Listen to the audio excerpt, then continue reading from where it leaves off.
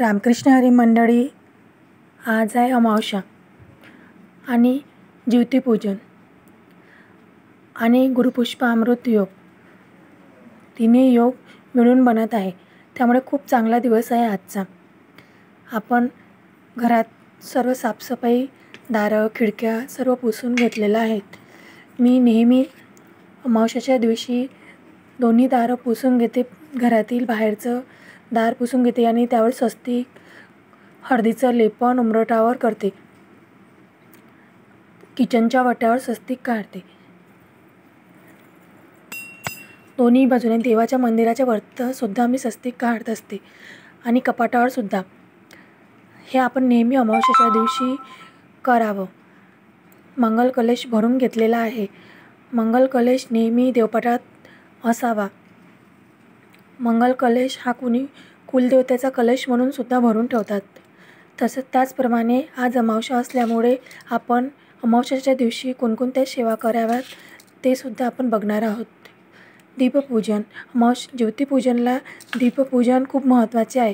घरात जेवढे दिवे असतील तेवढे बघा मी पूर्ण क्लीन केलेले आहे. आणि दिवा कधीच तसा ठेवू नये. तांदूळाचे छोटीशी रास खाली ठेवावीत. प्रथम मी गणपतीचे पूजन करून घेतलेले आहेत. प्रसाद म्हणून तुम्ही गडीसाखरसुद्धा किंवा साखरसुद्धा ठेवू शकता. माझ्या घरी एक मोठा दिवा आणि समया आणि 3 छोटे दिवे आहेत. मी पूर्ण दिवे क्लीन करून पूजन केलेले आहेत. तसेच कणकीचे दिवेसुद्धा करतात. मी 5 कणकीचे दिवे पूजन म्हणून करते आणि त्याच दिव्यानी आपल्या घरातील मुलांना ओवाळते. कणकीच्या दिव्यांना सुद्धा मान आहे. कुठे कुठे दीपपूजन हे सकाळी केले जाते तर कुठे संध्याकाळी. आमच्याकडे संध्याकाळीच करतात. दिवे लावल्यावर संध्याकाळच्या टाईमला नैवेद्य करून दीपपूजन केले जाते आणि दारावर ज्योती लावल्या जाते. दीपपूजन केले जाते. बघा मी पूर्ण दिव्याचं दीपपूजन करून घेतलेलं आहे आणि सुंदर असे दिवे मांडून पूजा मांडलेली आहे. पूर्ण दिव्यांना गंध, फूल, अक्षत वाहलेली आहे. आपल्या कुळाचा दीपक घरात असेल तर त्यांचीसुद्धा कणकीच्या दिव्याने ओवाळल्या जाते, म्हणून दीपपूजन केले जाते. सूर्याप्रमाणे सूर्याचे जसं तेज चहूबाजूने पसरत असते, तसेच दिव्याचं तेज आपल्या घरात सदैव पसरत राहो आणि आनंदात, उत्साहात आपल्या घरात वातावरण नेहमी करता राहो.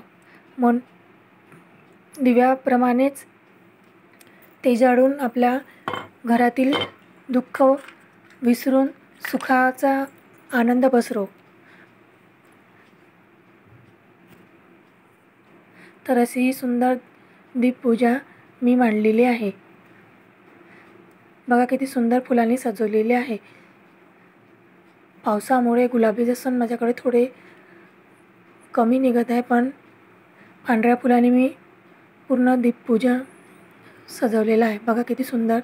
दिव्याचा प्रकाशित केल्याबरोबर त्याचा तेज जसा पूर्ण प्रकाश अंधारात दिसून नाही पडत, तसंच दिव्यासारखं आपल्या घरात सुद्धा पूर्ण प्रकाशमय वातावरण होते. तसेच दीपपूजन हे नेहमी संध्याकाळच्या वेळेस आमच्या इकडे करतात आणि कुलदेवतेचा सुद्धा खण केला जातो. कुलदेवतेचे पूजन हे आमच्याकडे आजच केले जाते. कोणाकोणाच्या इकडे करतात, कोणाकडे नसेल करत. जसे गाव पलटते तशी रीत पलटते असे म्हटल्या जाते. आमच्याकडे आज केल्या जाते. माझ्या घरी नाही, पण माझ्या सासूबाईच्या घरी खणाची पूजा केली जाते कुलदेवतेची. तांदूळाची करून भात गुळाचा प्रसाद करून खण वाटला जातो सर्वांना. कुळाच्या सर्वांना दिला जातो तो. बघा किती सुंदर दिसत आहे दीपपूजन. आणि नैवेद्य म्हणून शिरा वगैरे केला जातो. ज्यांच्याकडे जसं असेल तसं. बघा देवपूजा माझी झालेली आहे. फुलांनी देवपाट सुंदर दिसत आहे. मला फुलांनी देवपाट सजवायला खूप आवडतं. माझ्याकडे पुष्कळ फुलं निघतात, पण आता थोडे पावसामुळे कमी निघत आहे. गुलाबी जास्वंद तरी खूप पुष्कळ फुलं निघतात माझ्याकडे गुलाबी जास्वंदाचे. तसेच आज अमावस्या असल्यामुळे दीपपूजन, तसेच आज गुरुपुष्पामृत योग आहे. गुरुपुष्पामृतचा योग हा खूप शुभ मानला जाते. तसेच गुरुपुष्पामृतचा योग म्हणजे फुलवातीची सुद्धा सेवा आजपासून केली जाते. जसं एक फुलवातीची सेवा म्हणजे फुलवातीवर एक फुलवात घ्यायची पहिल्या दिवशी, दुसऱ्या दिवशी 2 फुलवाता आणि तिसऱ्या दिवशी 3 फुलवाता, असे 12 दिवस 12 फुलवाता आणि 13व्या दिवशी 11 फुलवाता, चढता क्रम आणि उतरता क्रम असे ठेवल्या जाते माझ्याकडे. आणि त्या फुलवातीसोबत जोपर्यंत ती फुलवात जळत राहते तोपर्यंत आपल्या घरात एक वेळ स्वामी समर्थाची माळ, एक वेळ कुलदेवतेची माळ, ओम ऐं ह्रीं क्लीं चामुंडाय विच्च, एक वेळ कमलात्मक मंत्र, एक वेळ देवीचं मंत्र आणि एक वेळ व्यंकटेश स्तोत्र असे पूर्ण माळ म्हटल्या जाते. व्यंकटेश स्तोत्र तुमच्याकडून जेव्हा 11 वेळा होत असेल तर 11 वेळा, पण 1 वेळा केलं तरी खूप चांगलं. घरात दररोज व्यंकटेश स्तोत्राचं पठण केले जावं, त्यामुळे खूप फरक पडतो. मी नेहमी देवपूजेत व्यंकटेश स्तोत्र आणि एक माळ स्वामी समर्थाची ही घेतेच. माझी नित्य सेवा झालेली आहे आणि मी फुलवातीची सेवासुद्धा आता करून घेते. हे बघा, मी फुलवात लावत आहे आणि त्याच्यावर सेवा करून घेत आहे. आणि एक वेळ जोपर्यंत आपण आज ही पूजा सकाळच्या टाईमला केली तर 12ही दिवस ही सकाळच्याच टाईमला पूजा करावी, कारण त्याच्यात ते एक टाईम असते.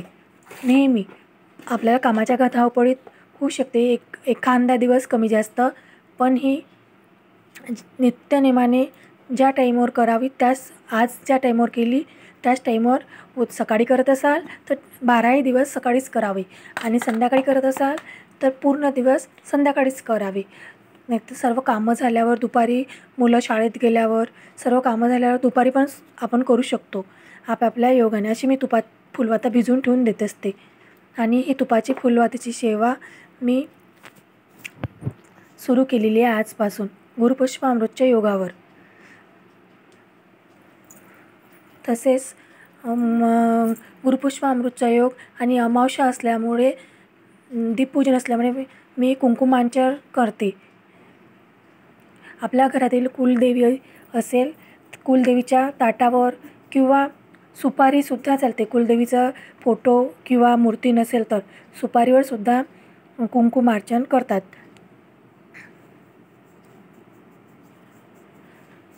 माझ्याकडे कुलदेवतीचा मूर्तसुद्धा आहे आणि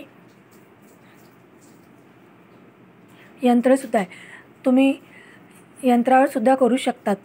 स्त्री सुक्त 11 वेळा, 7 वेळा, 5 वेळा जसं तुमच्याकडून बैठक होत असेल तसं ती केल्या जावं. आणि फलश्रुती 11 वेळा स्त्री सुक्त म्हटल्यानंतर 1 वेळा फलश्रुती नेहमी म्हणावं. फलश्रुती सगळ्यात शेवटी म्हणावी. आणि अंगठ्यापाचचा बोट आणि करंगई हे सोडून, करंगई पाचचा बोट सोडून 2 अंगठा आणि मधातले 2 बोटं आणि कुंकुमार्चन करावं.